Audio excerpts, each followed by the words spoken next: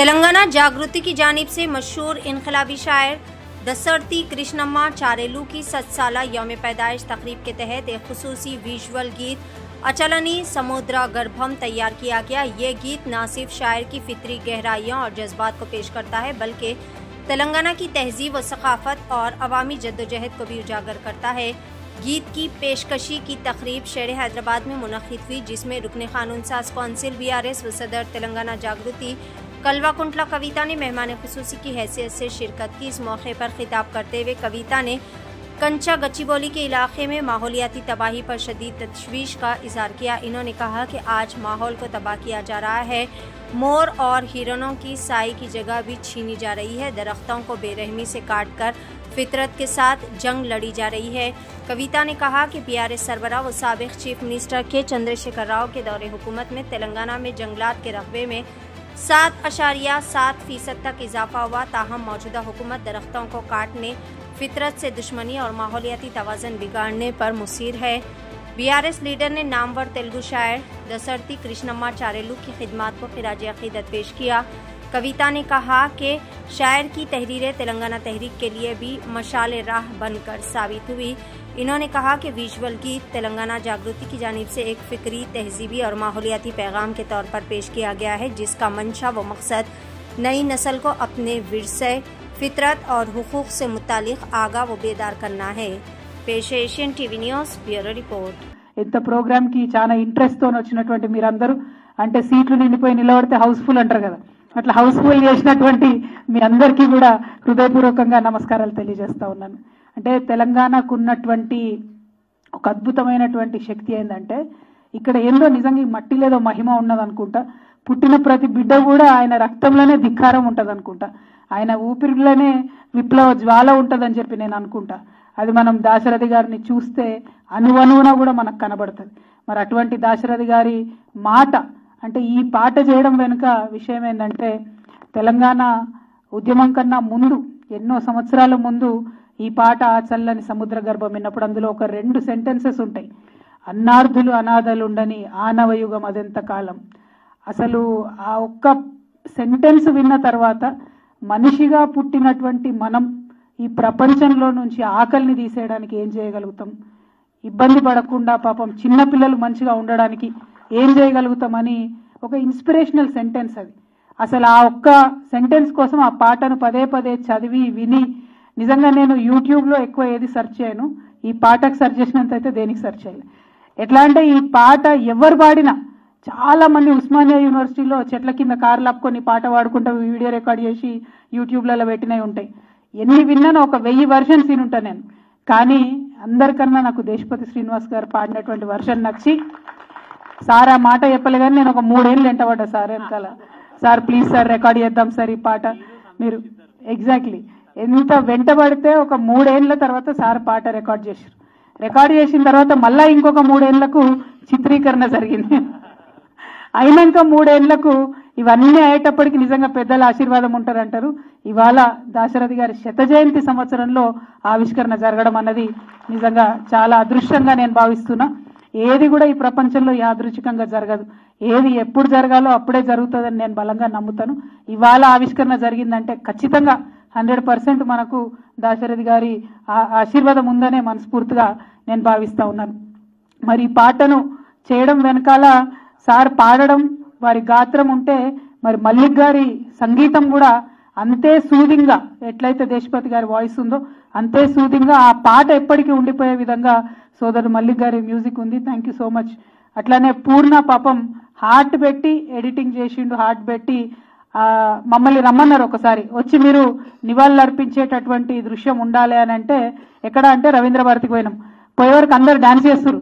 నేనన్నా ఇదేంద్రబాయ్ ఇట్లా డాన్సులు గిన్సులు పెట్టినావు మన తెలంగాణ పాటలకు, సారీ ఏమనుకో సూట్ కాదు ఇదేంది పెట్టినావు నువ్వు అని అంటే లేదక్క డిఫరెంట్ వస్తుంది మీరు చూడండి. చాలా అంటే ఈ పాటలో ఉన్న డెప్త్ కన్వే చేయడానికి ఇది కావాలి అని అంటే నాకైతే అప్పుడు కొద్దిగా అనుమానంగానే ఉండే. కానీ ఈరోజు పాట చూసినాక మాత్రం డెఫినెట్గా మంచి ఎఫర్ట్, మంచి థాట్ అని చెప్పి మనస్ఫూర్తిగా అనిపించింది. చాలా డీసెంట్గా చక్కగా వచ్చింది. అట్లానే ఎడిటింగ్ కూడా మీరు బ్యూటిఫుల్గా లిరిక్స్కి తగ్గట్టు చేసినందుకు మనస్ఫూర్తిగా పూర్ణ గారిని అభినందిస్తూ ఉన్నాను. అట్లానే వేదిక మీద ఉన్నటువంటి ప్రతి ఒక్కరు కూడా చాలా ఇన్డెప్త్గా మాట్లాడుకుంటూ పోయినారు. నిజంగా తెలంగాణ సాహిత్యం గురించి తెలంగాణ కవుల గురించి ఆలోచిస్తే పోతన దగ్గర నుంచి మొదలు పెడితే ఈ వేదిక మీద ఉన్నటువంటి మానుకోట ప్రసాద్ గారి వరకు మా సోదరులు మిట్టపల్లి సురేందర్ వరకు ఎవ్వరు కూడా ఎప్పుడు ఎవరికి తల వంచరు. మన వాళ్ళు క్వశ్చనే లేదు. పోతన ఆనాడు రాజు ఇంటికి వచ్చి కూడా నాకు కవిత్వం అంకితమే అంటే ఇయ్యాను పో, నేను శ్రీరాముడికే ఇచ్చుకుంటా అని చెప్తాడు ఆయన. చాలా గొప్ప వ్యక్తి దాశరథి గారు. సరే, ఇందాక కూడా మాట్లాడుతుంటివి, అట్లా తెలంగాణ రావాలని చెప్పి స్వప్నించి కాంక్షించినటువంటి వ్యక్తులు తెలంగాణకు అన్యాయం జరుగుతున్నటువంటి క్రమంలో పాపం ఏదో ఇంకా ఆశ ఉండే ఆయనకు, తెలుగు వాళ్ళందరం కలిసినాం కదా బాగుంటుంది తెలంగాణ, ప్రత్యేక తెలంగాణ ఉన్నా లేకున్నా అనేటటువంటి లైన్లో ఎక్కువ ప్రత్యేక తెలంగాణ 1969లో వారి వర్క్స్ ఎక్కువ కనపడవు, కానీ ఓవరాల్గా అందరం బాగుండాలనేటటువంటి అద్భుతమైన ఆలోచనతోనే ఉండే. అయితే ఏదైతే నా తెలంగాణ కోటి రతనాల వీణ అని వారు మా నిజామాబాద్ జైలు గోడల మీద బొగ్గుతో రాసిండ్రో అదే ఆనాడు మలిదశ తొలి తెలంగాణ ఉద్యమానికైనా మలిదశ తెలంగాణ ఉద్యమానికైనా కూడా స్ఫూర్తిగా నిలిచింది. అందుకే నేను ఒక మాట అంట, ఇక్కడ ఉన్నటువంటి కవులు, వింటున్న కవులందరూ కూడా డెఫినెట్గా ఈ మాటను అంగీకరిస్తారు అనుకుంటున్నా. పాలకులు ఎవరన్నా కానీ గన్నుల కన్నా ఎక్కువ పెన్నులకే భయపడతారు. ఎందుకంటే ఒక్క సిరా చుక్క 1,00,000 మెదళ్ళను కదిలిస్తుంది. ఆయన బొగ్గు పట్టుకొని ఆ గోడ మీద రాసినటువంటిది దాదాపు 80 సంవత్సరాలు అయిపోతుంది. కానీ ఇప్పటికి కూడా మనం ఇంకా నా తెలంగాణ కోటి రత్నాల వీణ చెప్పుకుంటున్నామంటే అక్షరానికి ఉండే పవర్, పెన్నుకు ఉండే పవర్ దేనికి కూడా ఉండదు. మా తమ్ముడు సురేందర్ ఇంతకుముందు మాట్లాడుకుంటూ ఈ పాలన పోవాలంటే ఏదో మందు కనిపెట్టాలన్నాడు. మందు కాదు బ్రదర్, మందు గుండు సామాగ్రి తయారు చేసుకోవాలి. ఆ మందు గుండు సామాగ్రి అన్నది ఇట్లాంటి సభలలోనే తయారవుతుంది. నిజంగా నేను బయట నుండి వచ్చిన తర్వాత చూసి అరే మళ్ళా తెలంగాణ ఉద్యమ సభలు ఎక్కువనేది, మొత్తం అందరు ఉత్సాహంగా నిలబడి అద్భుతంగా వింటూ ఎంజాయ్ చేస్తున్నారు అనుకున్నా. మందుగుండి సామాగ్రి తయారు చేయడానికే ఇట్లాంటి సభలు, మందుగుండు సామాగ్రి తయారు చేయడానికే దాశరథిని గుర్తు చేసుకోవాలి.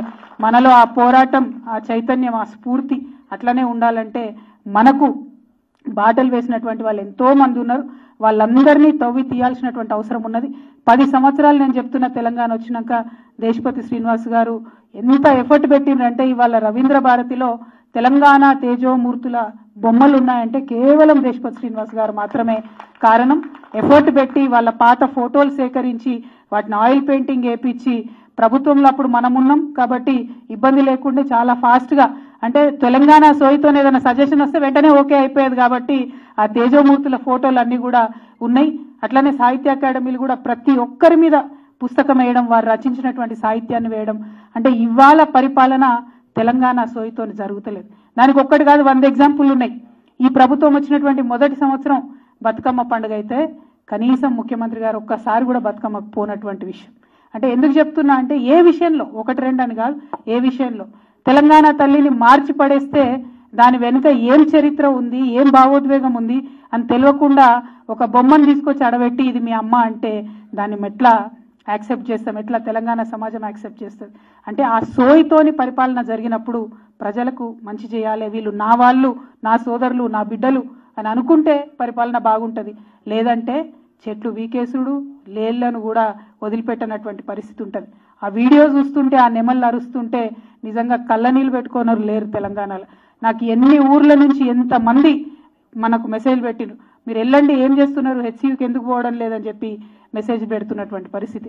కానీ ఇవాళ అక్కడ తెలంగాణ నేల మీద 1 సంవత్సరం 2 సంవత్సరాల నుంచి చదువుకున్న బోర్డింగ్ వాళ్ళు ఉన్నట్టున్నారు. వాళ్ళు అద్భుతంగా ఉద్యమాలు చేస్తున్నారు, మా యూనివర్సిటీ మాకు కావాలని. మళ్ళా బీఆర్ఎస్వి, జాగృతి, ఉస్మానియా యూనివర్సిటీ విద్యార్థులందరూ కూడా పెద్ద ఎత్తున అక్కడ పోయి ఉద్యమాలు చేసి మద్దతు ఇస్తా ఉన్నారు. ఆ పోరాట స్ఫూర్తిని డెఫినెట్గా కొనసాగిద్దాం. ఆనాడు కేసీఆర్ గారు ఉంటే నా తెలంగాణ ఇది నా భూమి అనుకున్నారు కాబట్టి 7.7% మనం అటవీ కవర్ని, ఫారెస్ట్ కవర్ని పెంచుకున్నాం. ఆనాడు వనాలను పెరగనిచ్చినాం.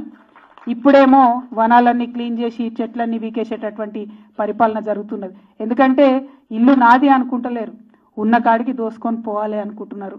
అంటే ఈ సాహిత్య వేదికైన ఈ మాట చెప్పక తప్పని పరిస్థితి.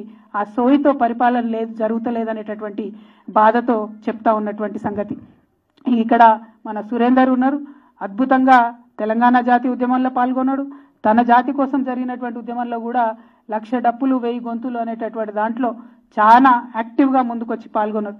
అట్లనే మాన్కోట ప్రసాద్ తమ్ముడు సందీప్ కూడా మరి బీసీ పాట, బీసీ ఉద్యమం అంటే ఒక అద్భుతమైనటువంటి బీసీ పాటను కూడా చేసి ఆనాడైనా ఈనాడైనా గాయకులు మీరు కేవలం గాయకులు కాదు, మన తెలంగాణలో పాటలు పాడేటోళ్ళు ఓన్లీ మీద మీద పాటలు పాడేటోళ్ళు తక్కువ మంది ఉంటారు. ఫీల్ అయ్యి రాసి పాడేటోళ్ళే 99% మంది ఉంటారు. అటువంటి తమ్ముళ్ళు, అటువంటి సోదరులందరూ కూడా మరి ముందుకు రావడం, తెలంగాణలో జరుగుతున్న ప్రతి ఉద్యమానికి బాసటగా నిలవడం ఇది యాదృచ్ఛికం కాదు, ఇది దాశరథి గారి వారసత్వం, దాశరథి గారి ఆశీర్వాదం అని చెప్పి నేను మనస్ఫూర్తిగా నమ్ముతూ, మరి గౌరవనీయులు పెద్దలు దేశపతి శ్రీనివాస్ గారు చెప్పినట్టు వారు ఇంకా ఏం సూచనలు చేసినా తెలంగాణ జాగృతి ఒక సాహిత్య సంస్థ ప్రాథమికంగా కాబట్టి ఖచ్చితంగా ఆ సూచనలన్నీ ముందుకు తీసుకొని వెళ్తాం. తెలంగాణ బిడ్డలకు పాత జ్ఞాపకాలన్నీ కూడా ముందుకు తీసుకెళ్లి ఇంకా ఉద్యమంలో ముందుకు పోవడానికి మందుగుండి సామాగ్రిని సమకూరుస్తామని చెప్పి ఈ సందర్భంగా తెలియజేస్తూ, మరి ఇక్కడికి వచ్చినటువంటి అందరినీ కూడా ఒక్కసారి చాలా మంది యంగ్స్టర్స్ వచ్చినారు, మీ అందరితో కూడా నా రిక్వెస్ట్, ఈ పాట మళ్ళీ మళ్ళీ వినండి. ఎందుకంటే ఈ పాటలో ఒక్క సెంటెన్స్ విని నేను నా జీవిత గతినే మార్చుకున్నటువంటి దాన్ని. డెఫినెట్గా ఈ పాటను మళ్ళీ మళ్ళీ వింటే అందులో ఏదో ఒక ఇన్స్పిరేషన్ ఉంటుంది. మీరు అందరు కూడా చేస్తుంటారు, ఎంతమంది ఎన్ని పనులు చేస్తుంటారు అంటే పిల్లలు పాపం వాట్సాప్ గ్రూపులు పెట్టి బ్లడ్ డొనేషన్ కోసం అడుగుతుంటారు. ఎవరో ఎమర్జెన్సీగా మెసేజ్ పెట్టి నక్కా బ్లడ్ ఉందా అంటే కొట్టుకొని గుండె లేదు తెలంగాణలో. ఎట్లా పనిచేయాలి, ఏ మార్గంలో పనిచేయాలి అనేటటువంటి అవకాశం దొరకకనే చాలా మంది పనిచేయడానికి ముందుకు రారు. కాకపోతే ప్రతి ఒక్కరు కూడా స్పందిస్తారు. కష్టంలో ఉన్నారంటే పని చేయని వాళ్ళు ఇవాళ ఎక్కడ కూడా లేరు.